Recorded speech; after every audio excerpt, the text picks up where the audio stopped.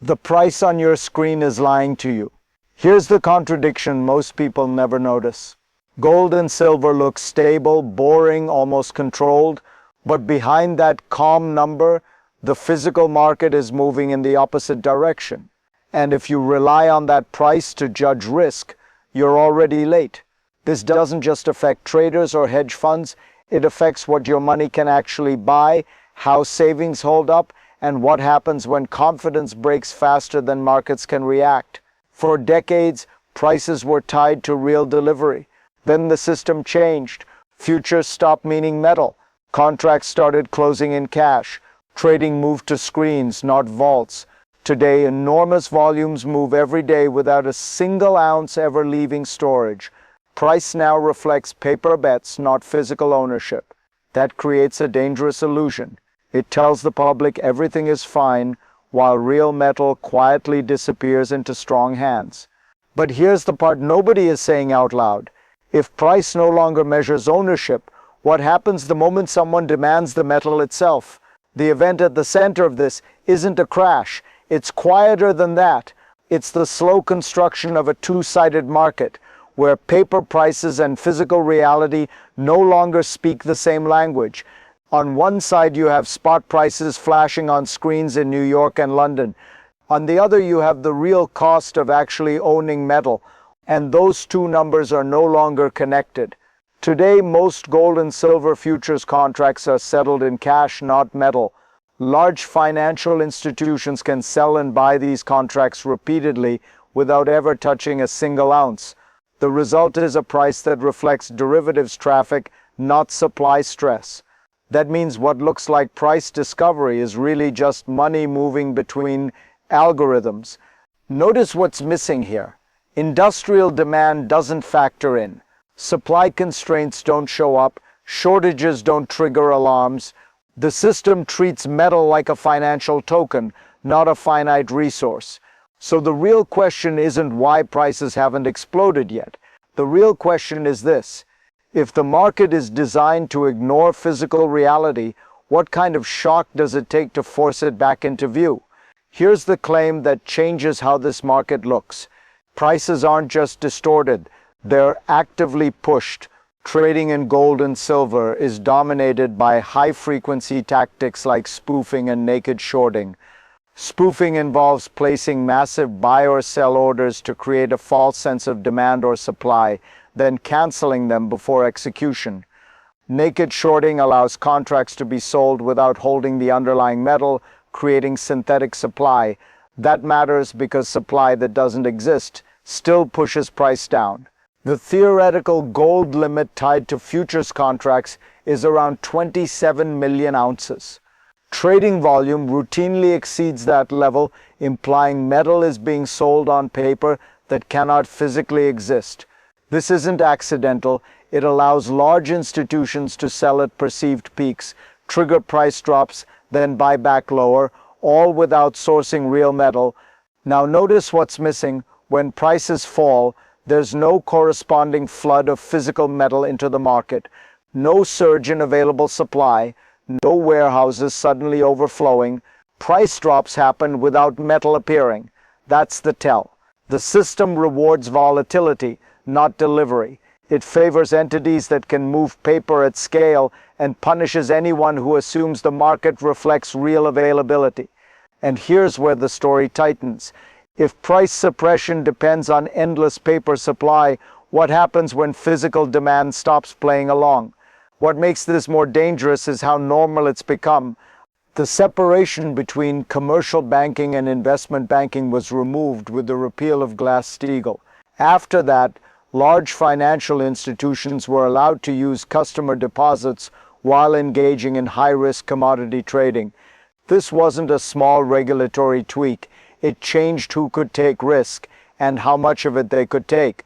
Once that wall came down, the scale of influence exploded. Institutions managing sums larger than national debt levels became dominant players in markets that were never designed for that size. Now watch how fast this escalates. Oversight didn't keep up. Regulators like the CFTC and SEC have been criticized for failing to act decisively Even as evidence of spoofing became public, penalties, when they appeared, were absorbed as a cost of doing business. Basel III was supposed to be the correction: higher capital requirements, a reclassification of gold, more transparency. Instead, implementation has been delayed and deferred, pushed into the future again and again. That delay isn't neutral, it creates moral hazard. When large players know enforcement won't land, behavior doesn't change. It intensifies. This is how an abnormal system stabilizes itself, not by fixing the flaw, but by normalizing it. And that raises the next question. If the rules no longer restrain power, who does? The shift doesn't stop at markets.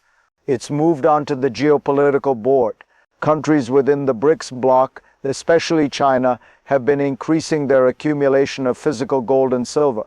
Central banks globally have been reducing exposure to U.S. Treasury debt while increasing physical gold holdings. These aren't symbolic moves, they're balance sheet decisions.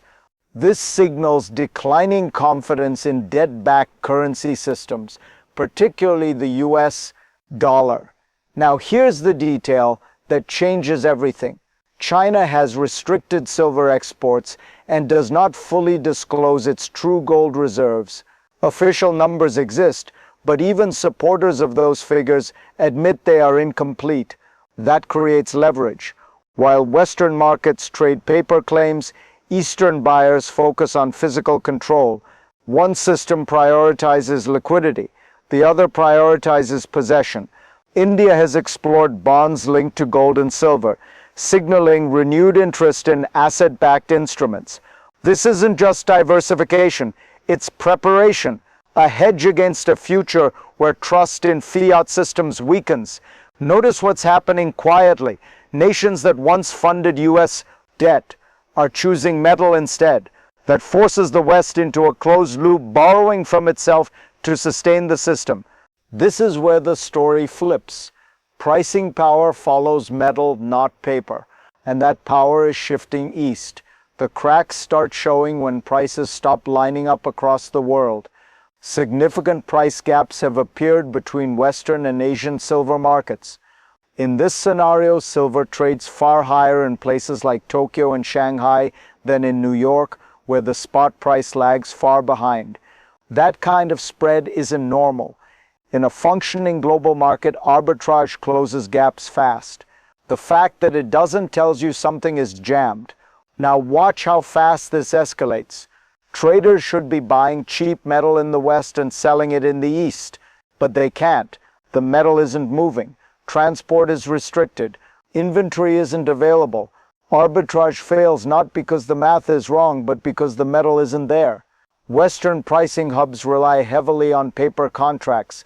Eastern markets increasingly demand physical delivery. That difference matters. One system can expand supply instantly with contracts. The other can't fake ounces. This is how control quietly changes hands. When physical markets ignore paper prices, the old benchmarks lose authority. London and New York stop leading, they start reacting. What happens if this continues? Pricing fragments, trust breaks, and the market stops pretending it's one market at all. At some point, this stops being abstract and starts showing up in real life. Silver and copper have been classified by the U.S. government as critical minerals. That's not an investment label. It's a national security one. It means these materials are essential for energy systems, electronics, vehicles, and infrastructure you use every day. Now bring this closer to home. When supply tightens, manufacturers don't feel it first. Consumers do. Higher input costs show up as more expensive phones, cars, appliances, and energy systems. Delays become normal, repairs take longer, choices shrink. Major distributors have begun turning away orders because inventory simply isn't available. Smaller dealers are relying on buying back metal from the public just to stay stocked. This isn't about price anymore, it's about access.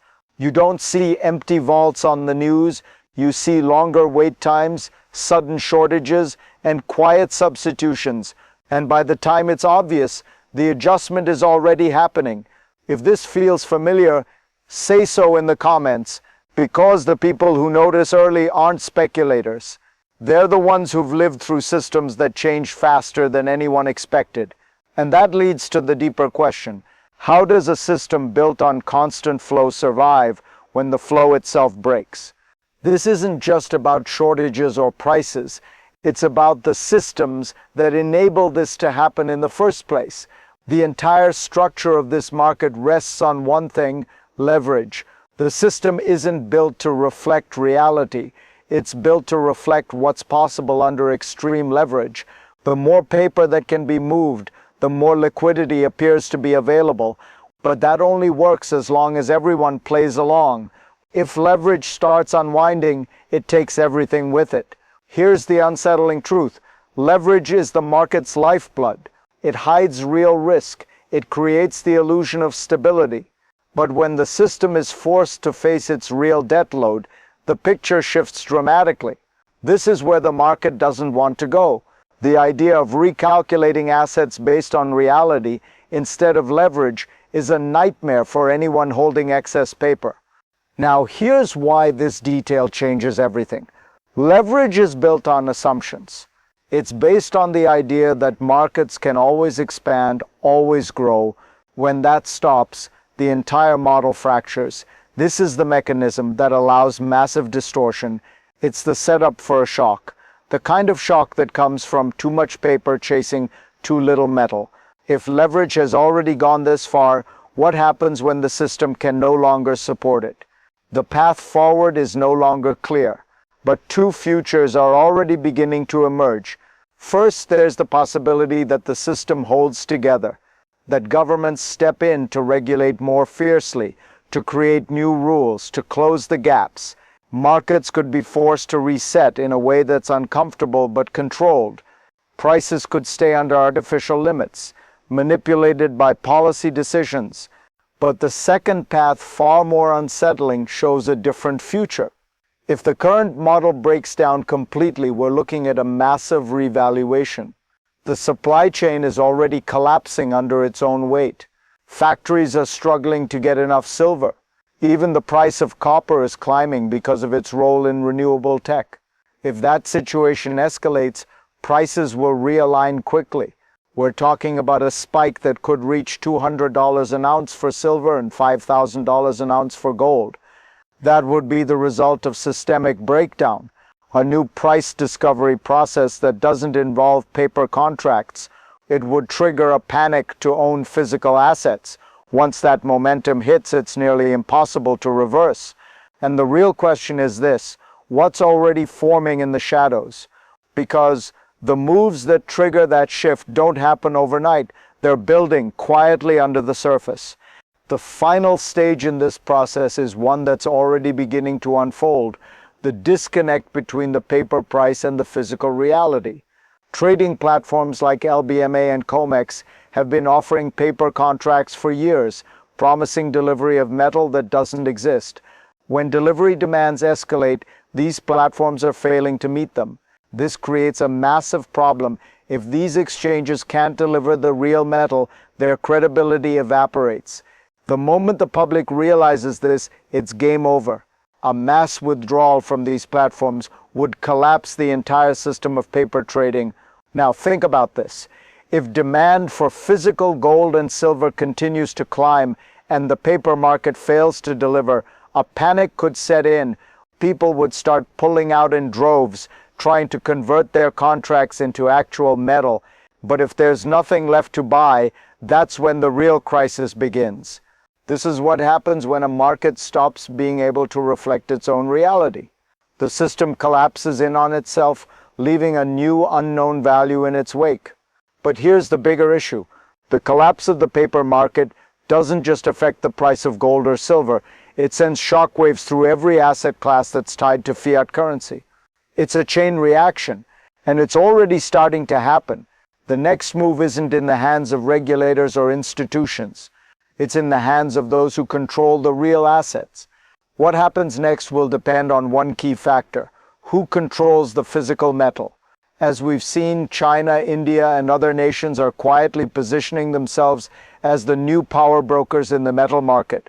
The West, by contrast, continues to operate largely in the world of paper contracts, where prices can be manipulated and supply can be artificially inflated. If the shift toward physical control continues, it could spell the end for the Western pricing systems. The East could become the new center of value, where metal, not paper, sets the price. And here's where things get critical. As countries and large institutions hoard more physical metal, they are essentially cornering the market.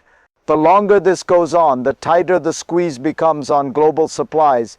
Prices will rise, but more importantly, the ability to control them will shift dramatically. The East will hold the keys to this new system. This isn't just a shift in markets, it's a geopolitical power grab. The balance of economic power is slowly moving eastward, and the West is caught in a system that's losing its grip on reality. What happens if this continues? Well, the next wave of financial innovation won't come from New York or London. It'll come from Shanghai, Mumbai, and Beijing, and the West might be left scrambling for a seat at the table. In the end, it all comes down to one simple: the physical world can no longer be ignored by the markets. As the global supply of precious metals becomes more constrained, the price will no longer be determined by speculative paper trades. The disruption is already happening in real time, with massive shortages beginning to show up in key commodities like silver and copper. When the physical supply runs out, the entire system will reset. The paper markets will fail. The real price of these metals will be revealed, and it will likely be far higher than what we've seen in the past. We're already seeing this play out. The move toward physical ownership by institutional players is a signal that the game is changing. They know that when the markets break, it's the people who control the real assets that will win. The real question now isn't whether the system will collapse, it's when. And when that moment comes, the reset will be global. The economies that control the supply of metal will control the future. This is the moment when everything changes. The people who are prepared will be the ones who profit. The rest will be left scrambling to catch up.